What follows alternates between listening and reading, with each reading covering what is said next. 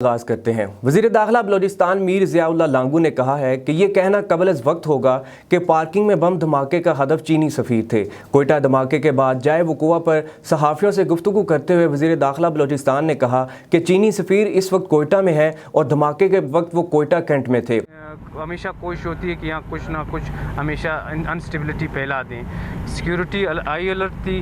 हमारे सिक्योरिटी इदारों ने बहुत से ऐसे लोगों को जो यहाँ दहशतगर्दी की नीयत से आए थे उनको पकड़ा भी है, उनको सज़ाएं भी दी हैं, कुछ मारे भी गए हैं। लेकिन हमारे अपने कुछ लोग जो हमारे दुश्मन के साथ मिले हुए हैं उनकी मिली भगत से कभी कभार दुश्मन जो है अपने अज़ाइम में कामयाब हो जाता है। लेकिन हमारे सिक्योरिटी फोर्सेस के और हमारे हौसले बुलंद हैं। इस तरह के हमें थ्रेट्स हमें मौजूद नहीं थे कि हमारे मेहमानों के हवाले से। लेकिन वहाँ जिस वक्त ये धमाका हुआ है उस वक्त यहाँ कोई गैर मुल्की मौजूद नहीं था। चीनी सफ़ीर जो है कोयटा कैंट में थे।